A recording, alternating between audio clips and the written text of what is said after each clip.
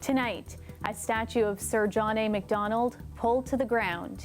It's to send a message to City Council and the Mayor that, they need to listen to the Indigenous voice. The toppling at a Hamilton park comes after hundreds of people attended a rally calling for its removal. Plus, I would like to see mandatory vaccinations. With the first day of school less than a month away, parents share their concerns over safety and what learning will look like this year. And a community comes together through music and art in an effort to bring their young neighbors joy after the stress of the pandemic. This is CBC Saturday News.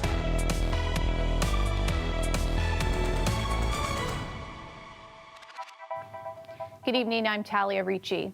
Hundreds attended a rally in Hamilton this afternoon protesting City Council's vote to not remove a statue of Sir John A. Macdonald from a local park. Jessica Ng has the latest.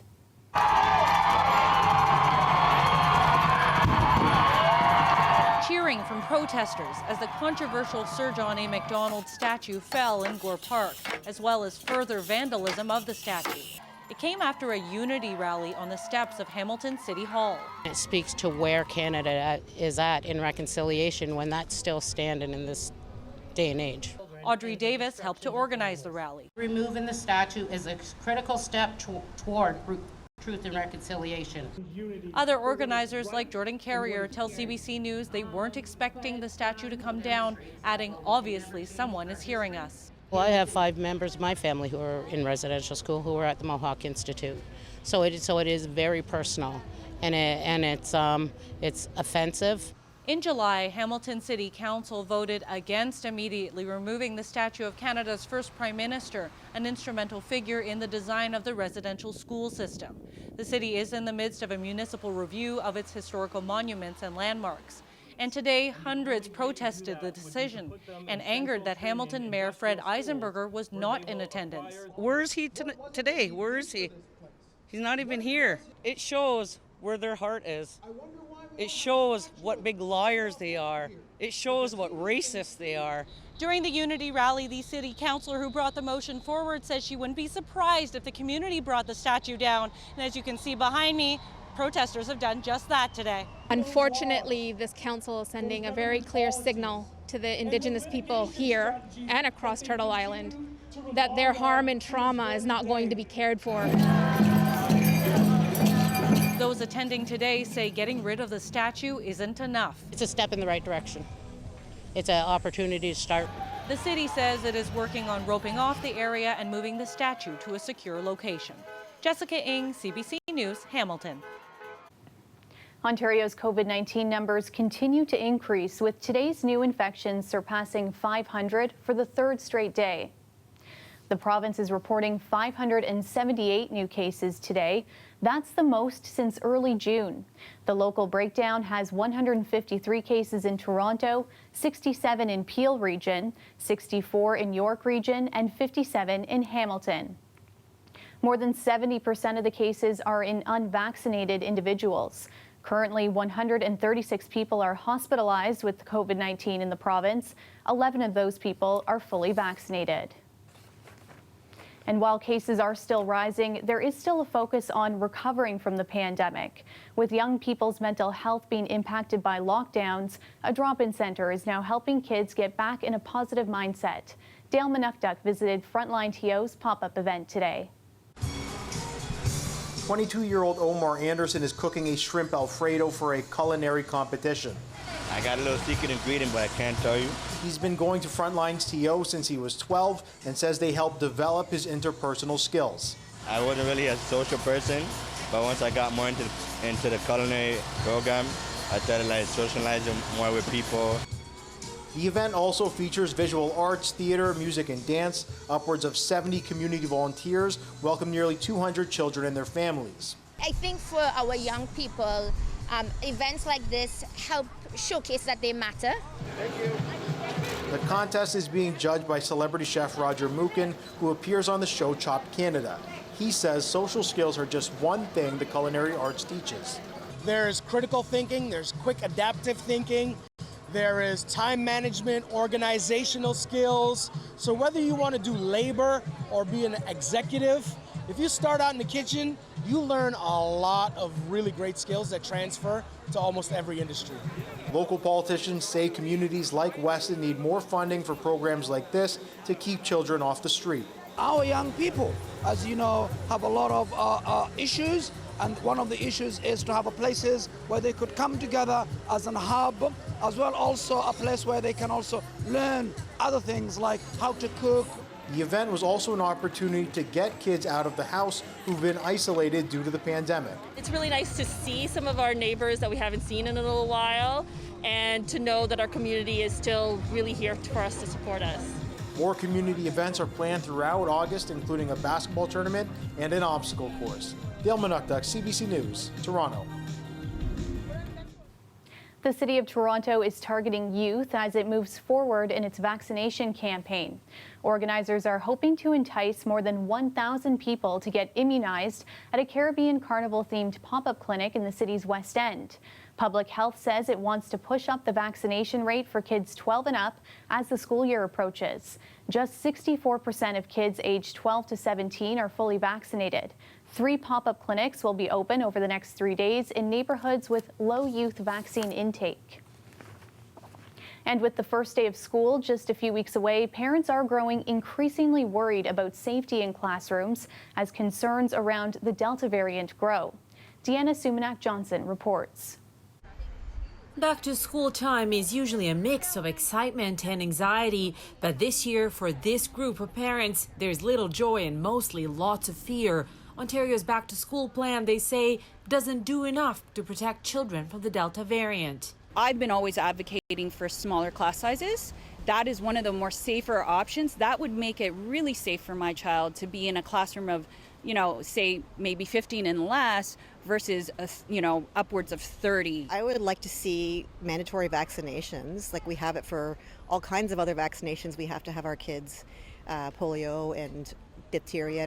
While Ontario's plan falls short of reducing class sizes and mandating vaccines for those eligible, it does mandate masks to be worn by all students from grades 1 to 12.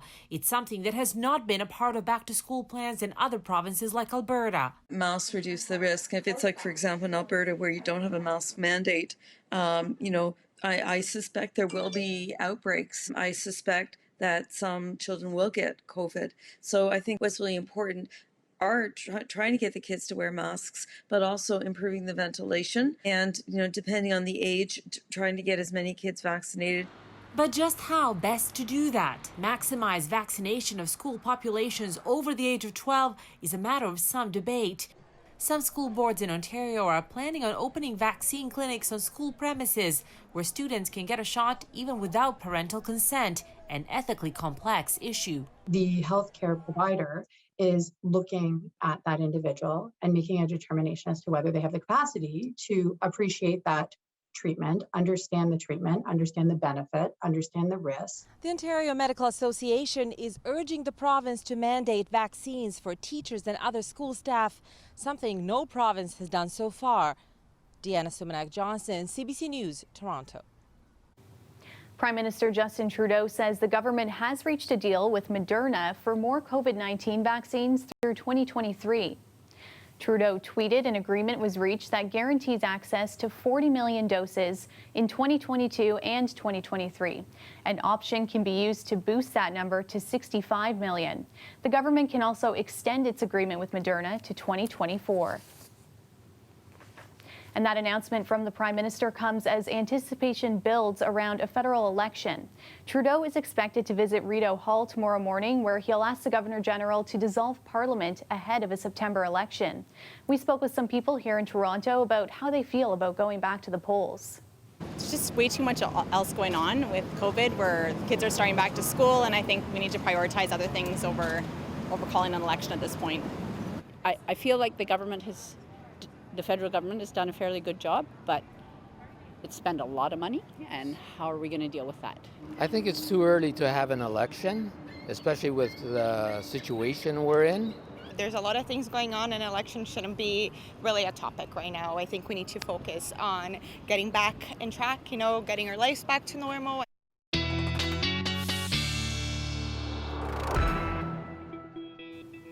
Now let's head to meteorologist Victoria Fenn Alvarado for a look at the forecast. Taking a look at your short-range forecast for the GTA, it is a beautiful weekend. It has been hot today, and tomorrow you're going to feel a similar situation. I'll get to those temperatures in just a second. Let's talk about the overnight.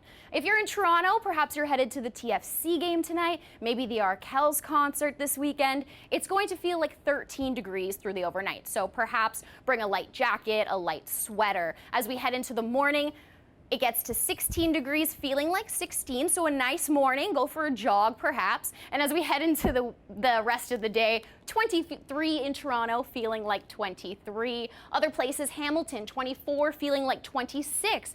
Beautiful weekend, sunshine, as opposed to the past couple days where we had some instability in that rain. So it's going to be a nice weekend. Let's say if you're headed to the cottage, perhaps. Beautiful. For your Sunday, the evening, 21, feeling like 22. Other places in the area like Barrie, 23, feeling like 25 for your Sunday. For your Monday, 24, feeling like 27. As for your Tuesday into the early work week, I don't want to get ahead of myself just yet, but we do have some instability. Some rain is on its way. I'll get to that in the long-range forecast later on. There are at least 270 active wildfires in British Columbia today, and powerful winds are expected to make some of those fires worse this weekend. Right now, smoky skies are hanging over much of the province, making for poor air quality and added stress for people living there. Thousands in and around the Kelowna area are being told to get ready to evacuate, and tourists are being asked to avoid a large area of the interior. Protesters rallied today at Yonge Dundas Square to challenge Canada's housing crisis. The reason we are uniting and we need to unite is because our working people are being isolated. The organizers are part of the Canada Housing Community on Reddit, an online forum. They're calling politicians to act on rising market prices that they say are out of control. There were protests held in major cities across the country, including Ottawa, Vancouver, and Halifax. A lot going on in this community. We're going through a major redevelopment at this point right now. A street event was held in the Jane and Finch neighborhood today in the northwest end of Toronto. Community members are trying to bring attention to their neighborhood. They say they want the government agencies to support them to make sure people don't fall into poverty. A passenger is dead following a single vehicle crash in Toronto's West End. It happened just before 3 a.m. Police say a driver was traveling west on Bloor Street when they lost control of the car and hit a pole. Police also said speed was a factor. The driver was arrested and sustained non-life-threatening injuries. Haiti has once again been struck by a powerful earthquake. At least 200 people are dead. The quake registered a magnitude 7.2. Churches, hotels, and homes were reduced to rubble. The worst damage was in the south, not close to the capital. Many hope that means fewer casualties than in the country's previous earthquakes. A month-long state of emergency has been declared. So it is going to be very difficult to reach those people that we are really in need. However, I believe that the people in Canada, the government, can through the embassy, through a lot of NGOs and other things, that they can reach out to the people. Douglas is a former emergency manager with World Vision in Haiti. She has worked with the humanitarian aid group for 28 years and says while the casualties are not the same as they were 11 years ago, Haitians are still going to need the same amount of international support. The Taliban seized another major city in Afghanistan as fears grow for the capital, Kabul. As Ellen Morrow reports, the Taliban now controls the entire northern part of the country. But first, we want to warn you that some of the images in this story are disturbing. This unverified video purports to show Taliban fighters flying captured helicopters in Kandahar, the spoils of war on full display. The atrocities are too. This video appearing to show a Taliban militant counting the bodies of Afghans who dared to fight back.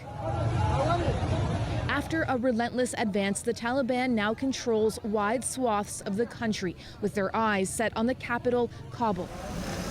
Western forces are arriving there to help evacuate their embassies. Today, Afghanistan's president gave a somber address, pledging to end the instability. I know that you are concerned about your present and your future, Ashraf Ghani said. As your president, my focus is on preventing further instability. But how? More than 250,000 people have been displaced by the violence, families now living in makeshift camps. We're thirsty, we're hungry, this man says. We have no home. While so many suffer, women and girls bear perhaps the heaviest burden, the specter of a future under Taliban rule. Banafshe Rahimi, who studied in the United States, is desperate to flee the country.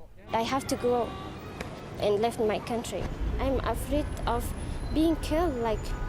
I'm totally sure that I will not survive here. Canada has pledged to take in 20,000 Afghan refugees, but it needs to do much more, says this advocate. We are running out of time. We see Canada as a powerful government, and it's their responsibility to push the United States through all the political pressures they have to stop this humanitarian crisis that's happening. A humanitarian crisis mounting by the hour. We fear the West is yet to come, and a larger tide of hunger is fast approaching. It's no longer a secret the situation is worsened and is becoming increasingly unpredictable. The Taliban now control more than half of Afghanistan's provincial capitals, fueling fears of a full militant takeover or another Afghan civil war. So much to bear for a people who've already suffered so much. Ellen Morrow, CBC News, Toronto. Protests have been held in France for a fifth weekend against the government's health pass system. Authorities estimated that across the country, more than 200,000 took part. The pass system requires proof of COVID-19 immunity, vaccination, testing, or recent recovery to enter numerous public settings. Vaccination will be mandatory for health workers. The protesters say the legislation violates fundamental freedoms and creates a discriminatory system. Toronto Maple Leafs star forward Austin Matthews is recovering from wrist surgery. The team announced Friday that Matthews would go under the knife. He missed 4 games in February with a lingering wrist issue. The Leafs say the discomfort was an ongoing problem for him. Matthews led all NHL players in goals this past season. Recovery is expected to last at least 6 weeks. The first ever Canadian-born player to be drafted by the Toronto Raptors has since landed a multi-million deal with the team. Toronto's Delano Banton has reportedly been signed to a 2-year, $2.5 million contract. Banton was selected 46th overall in last month's NBA draft. He's been playing with the Raptors in summer league games. Banton is proud of his Toronto roots and even admits he wears the number 45 on his jersey because of taking the 45 TTC bus in his Etobicoke neighborhood. A new exhibit at the Royal Ontario Museum aims to take people on a trip through time.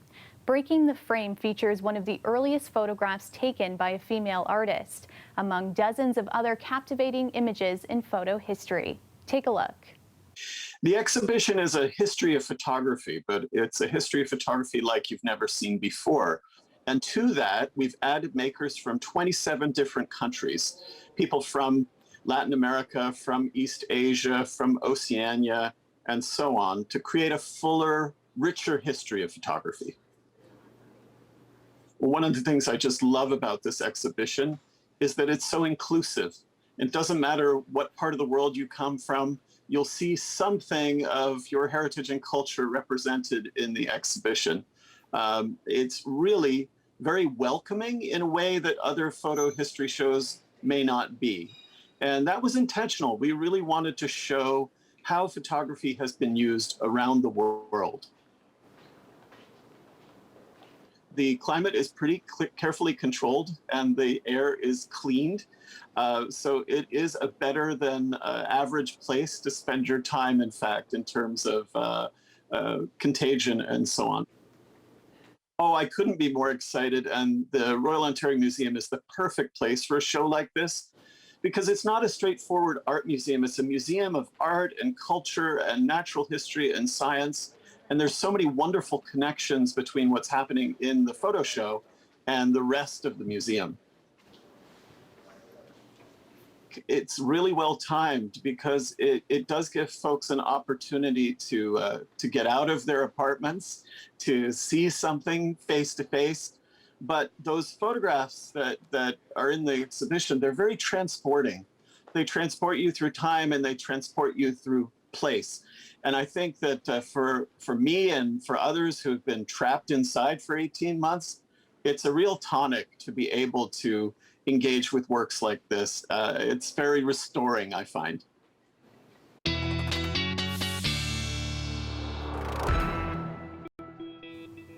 You're looking at a live shot of downtown Toronto. It's a comfortable 25 degrees and sunny in the city.